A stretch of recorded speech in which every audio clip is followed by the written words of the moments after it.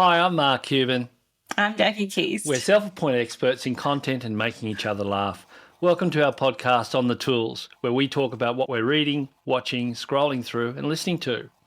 This week I'll be talking about a film, Worst Person in the World, and TikTok star Killian Sundermann. And I'll be talking about Netflix series Dharma-Monster, the Jeffrey Dahmer story, and book and film Withnail and I.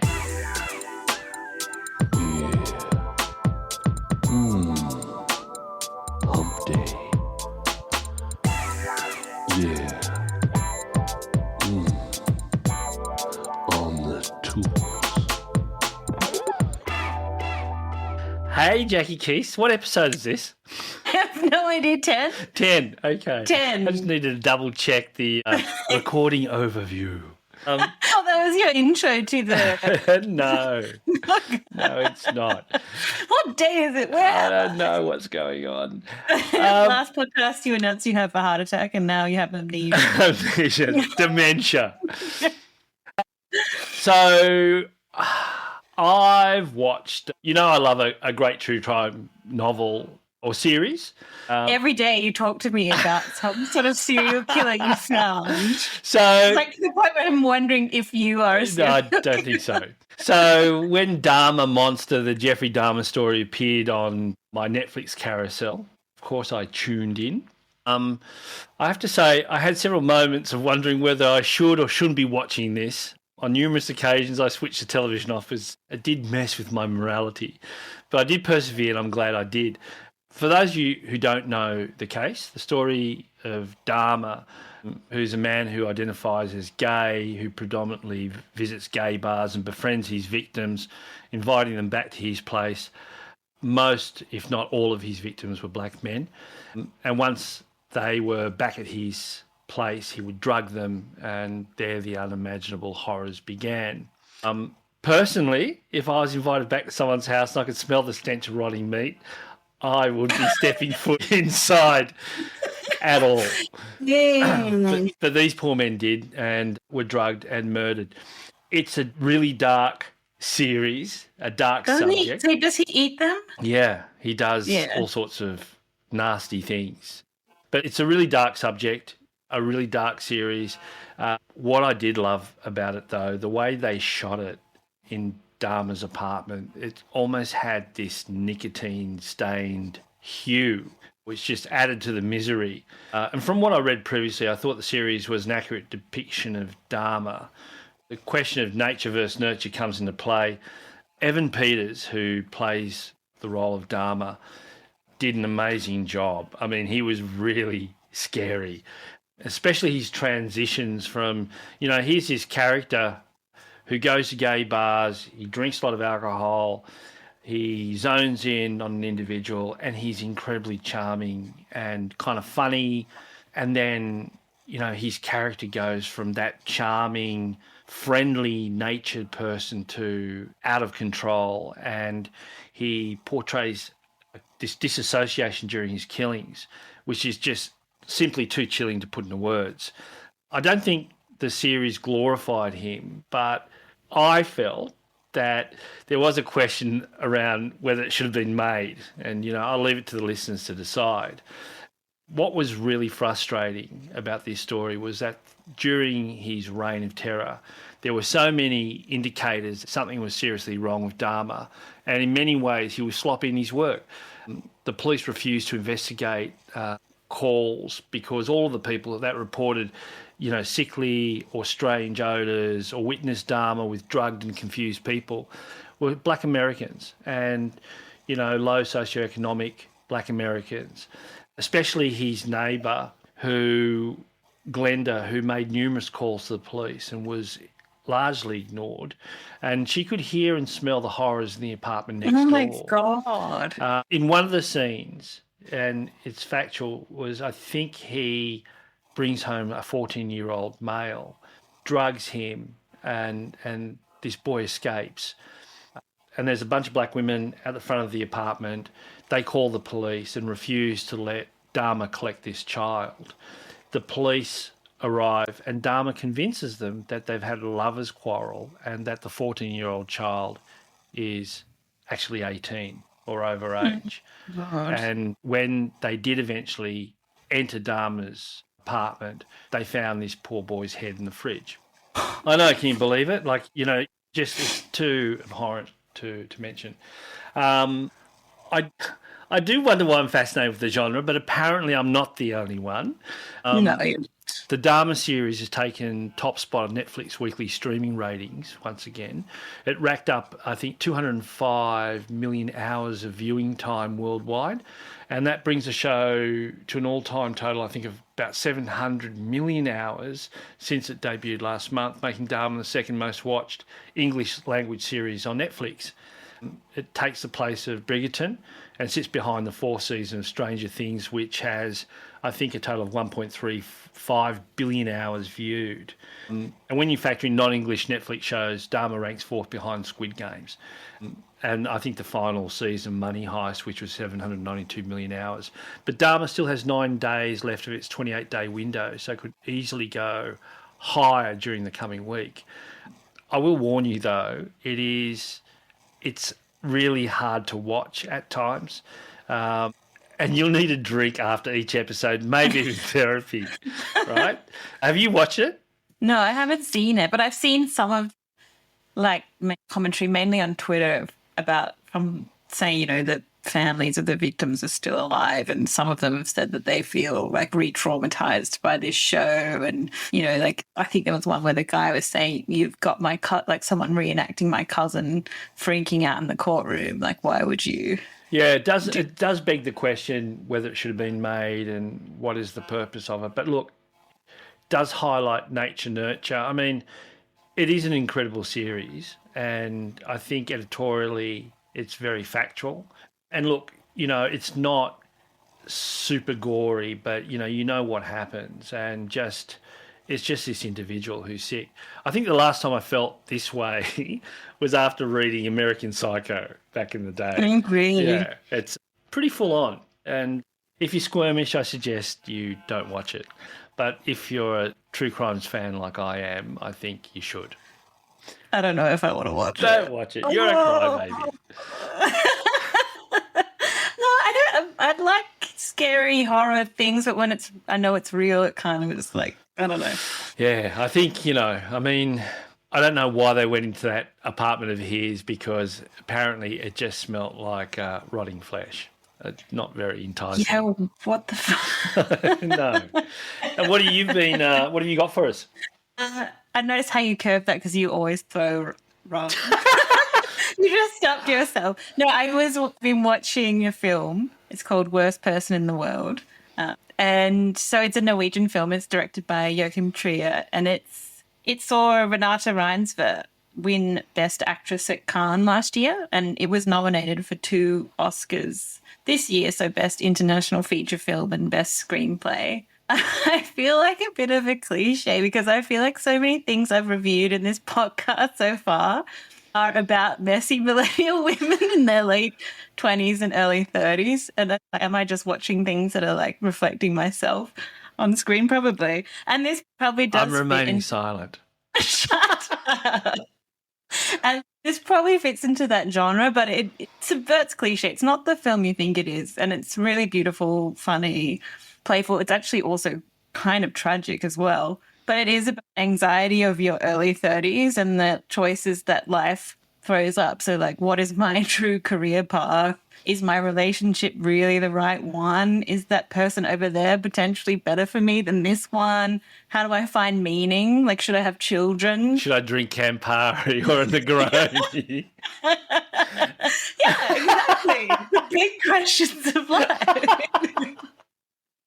So Renata plays Julie. She's this young woman living in Oslo, and she's not really found her path in life. So she's not really comfortable with herself. She's flitting between things. She's changing her haircut. I saw her described in a review as a work in progress, and that's a pretty spot on description. So she was a really good student. She started off studying medicine at uni. She was near the top of the class, but she realized she only did it because she could, not because she's actually passionate about medicine. So then she moves to psychology, She sleeps with her lecturer, and so she quits that.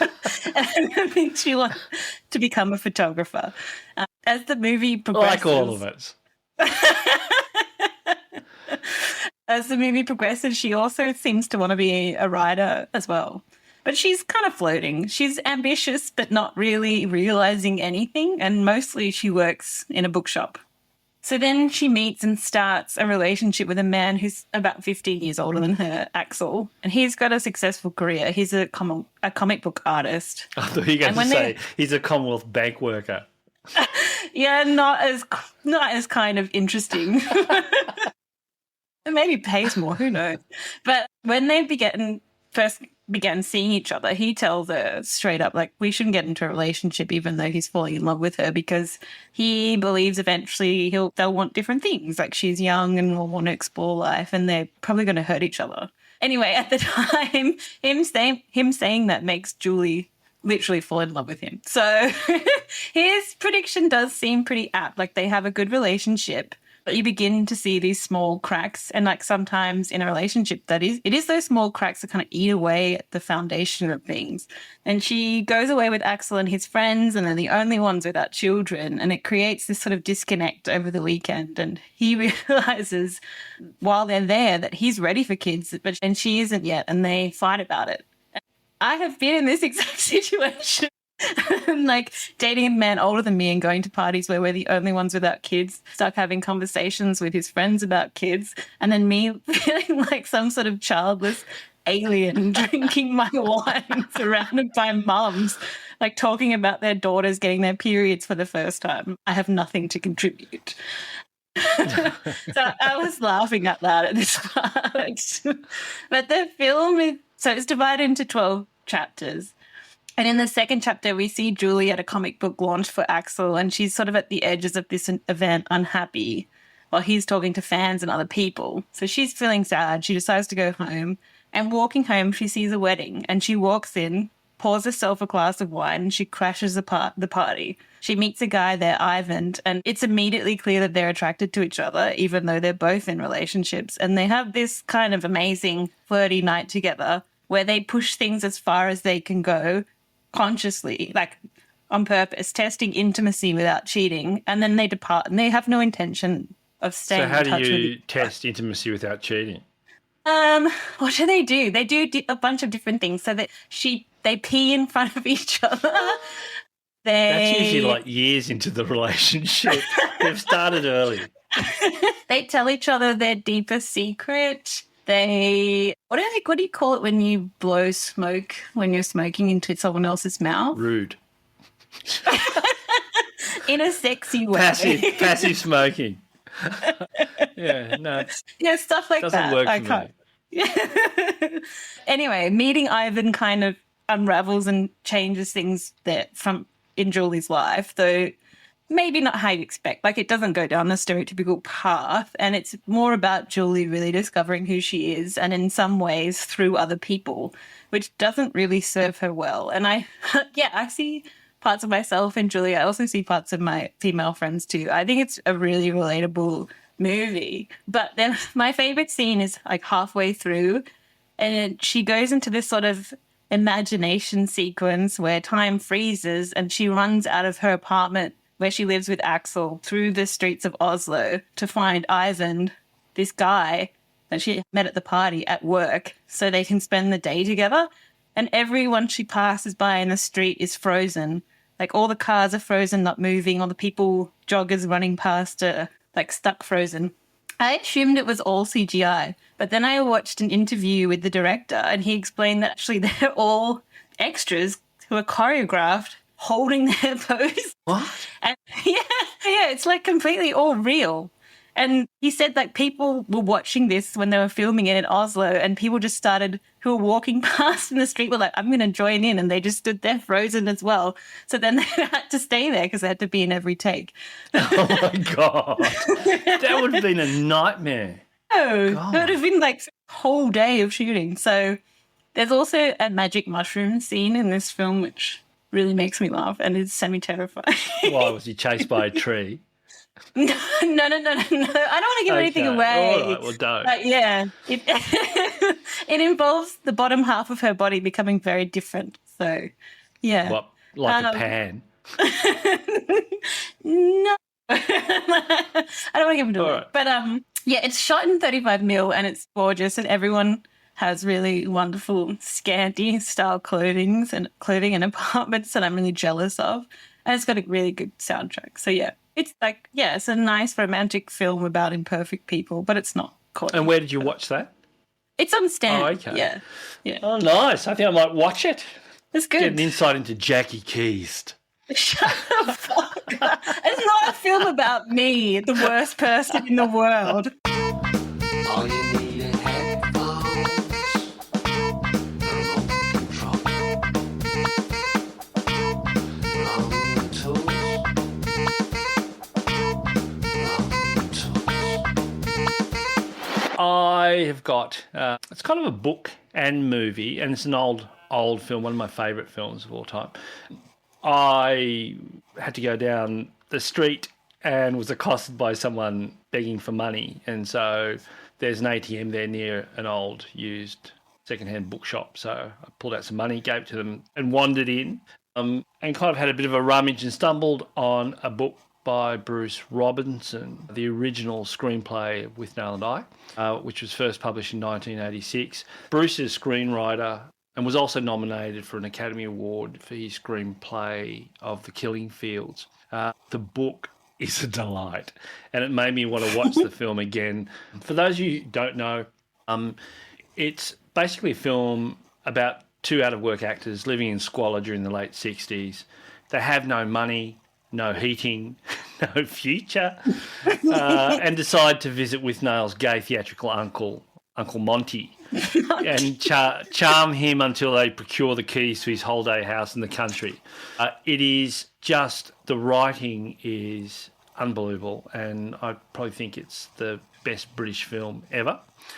I've watched it countless times, and it makes me reminisce about the countless hangovers I've had over the years, and many with you, Jackie Keast. I don't know what you're Make mine a talking triple about. Negroni, and while you're at it, call the ambulance. Don't ever go out drinking with Jackie Keast. You're the bad influence on me. Interestingly, Withnail and I sank almost without a trace when it was first released in 87. And it was financed by Handmade Films, which was the late George Harrison's production company, and basically drawed heavily on first-time writer-director Bruce Robinson's experience. The film is virtually plot-free story and just follows these two. It is very funny, you know, sort of just out of uni, looking for work. You know, it's that kind of hopelessness, or trying to work out, like what you were saying previously, Jackie, you know, where you fit, where is it going to go, you're not sure. But, you know, the film has now kind of found there's a dedicated cult following which still persists today, and lines from the film such as "We've gone on holiday by mistake" and "Bring me the finest wines available to humanity" have become, you know, popular favourites and the subject of countless internet memes. The book itself, which is the screenplay, is really interesting because Bruce kind of breaks down the characters, but more interestingly, he's got a little diary, and he's got a friend called Viv, and they live together. And, you know, I mean, basically in this book he writes, there isn't a line of Viv in Withnail and I, but his horrible wine-stained tongue may as well have spoken every word. Without Viv, this story could never have been written, and all I've got to do is look back through this old diary, and it's Daisy stuck under yellowing sellotape. Is that me ringing, or is that you? That's you. I thought it was me. I just checked. It's you. Sorry. Anyway, he said, Vivian and I lived with Withnail and I for a long time before the weird thing happened in my head, and I had to sit at the kitchen table and try to write it down. One of his diary extracts or entries from April 1675, hadn't seen Viv for 2 years. He's lost his looks, but not his habit. Scotch before breakfast. He doesn't eat breakfast. Vivian is drinking himself to death. He said, if there's a God, why are asses at the perfect height for kicking? I'm going to throw this phone. I don't know what's going on. It's your computer, I think. Oh, is it? That's annoying. Yeah, email. Anyway. Good. Hugh is going to have a meltdown. Hang on. I don't have email open. I don't understand. Anyway, whatever. It's got a mind of its own. Look, I think that, if you have an opportunity, you should watch this film. It is, a cult classic. Withnail is played by Richard E. Grant and I is played by Paul McGann. It is just an amazing, just an amazing script, really well written. And it's kind of beautiful and tragic and funny. And, it still, for me, resonates today. And really, the story is still current, So, yeah. Have you ever watched it, Jackie? Yeah, I've seen it years ago. I haven't watched it for a long time. You should. But did you see in lockdown though, Richard E. Grant did Withnail and Isolation on Twitter. He tweets all the time, but he did like a quote from Withnail and I every day. Oh, really? Yeah, it was funny. He kisses himself laughing in every single one. But he said that's the only script from a film that he can remember all the lines from still. It is just, look, it's a stunning film. And what else have you got? Uncle Monty. Uncle Monty. Everyone needs an Uncle Monty. I need to have you, even if it's my birthday. It must be birthday. Oh, my God. Everyone does not need an Uncle Monty. I want an Uncle Monty. Yeah, so I've been scrolling through. Well, I found this guy first on Twitter. His name is Killian Sundermann, at Killer Sunday. So he's an Irish comedian and he does sketches. I find it really hard to describe, recommend funny people beyond being telling you that I find him hilarious, but I'll try. Killian, he looks a little bit like Irish Jesus, and everything he does is super dry and made more charming by his Irish accent. I first came across him during COVID when he would make these videos going around and rating hedges in his village. So he created this little series, Some Cunt's Guide to the Countryside. So he's got in his bio that he's responsible for hedge talk, if that is a thing. He also went into the cities and reviewed suburban hedges. And then he also went and reviewed stone walls. I think that might be my all-time favourite one. He's also reviewed bridges. And there's some spin-offs to Some Cunt's Guide to the Countryside. There's a bitchy guide to ditches where he mocks ditches in a bitchy way. And then a dumb shitty guide to Dublin City and a dumb shitty guide to New York City. I think both of which are fairly self-explanatory. Absolutely. But Killian is he's one of those people whose lives has completely changed because of TikTok. He worked as an English language teacher and a video editor before he lost his job because of COVID. And so he just, I think out of pure boredom, as we all were during lockdown, he just started posting sketch videos. And so are you still there? Oh, this audio went weird. Sorry. Anyway, now he works full-time in comedy, and he was just cast in a sketch comedy show in Ireland, TV show. So a lot of these sketches are about just awkward things, which I very much relate to as a very awkward person. I would like to have a holiday in your mind. I don't know what that means. Such a weird place. He does one which is about how awkward you feel when a two-seater gets free on the bus and you're stuck sitting next to someone, but you don't want to insult them by jumping up too fast and moving quickly, or when you have to eventually reply to your friend's 5-minute voice message that you haven't listened to because it's been 3 days and you have to say something.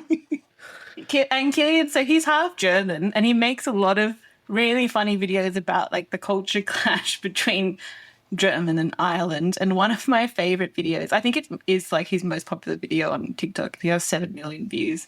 He explains the difference between Irish people and German people in terms of offering and accepting things. And I also think this is true for Irish, British, Australians, versus any form of like Northwestern European.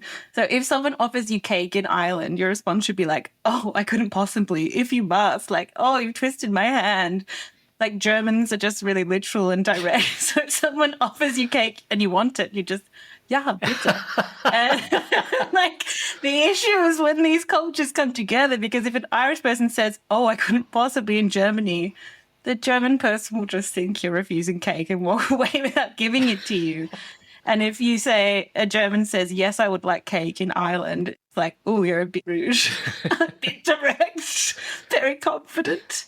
And then he does one, having just returned from a trip to Europe, he makes a lot of videos about how frustrating it is to try to practice your German in Germany, where people just start responding to your bad German in perfect English to the point that they maybe even start correcting your English, which in the end leads to you not learning any German. And this is my exact experience having tried to learn Dutch for 10 years. Very similar. It's like, oh, you speak English. I'll save you from this awkward, embarrassing attempt of trying to speak Dutch. Like I have this like distinct memory of trying to order 4 beers at a music festival once in Belgium, and I tried to order in Dutch, and the woman handing them over switches to English and is condescendingly like, 4 beers for you. And it was so demoralizing. I was so a bit drunk and a bit confident that I was speaking really well as well. Obviously not. And he also does one about trying to speak French in France, where the French refuse to understand you unless you pronounce every word perfectly. So yeah. Anyway, he's really funny. Well, that's it. Another rep down. If you like what we do, we invite you to follow us on the tools. We're on subscribe. We want you to subscribe. We're on and rate us 5 stars. Show us the love. What platforms are we on? All the things. All the things. We're on everything. Apple, Spotify. Toilet doors. Our numbers are everywhere. So you know where to find. So that's another rep. Thank you for joining us, and thank you, Jackie. Thank you for listening. Thank you, Mark. And I'll see you next week. See you next week. Bye. We're on the tools.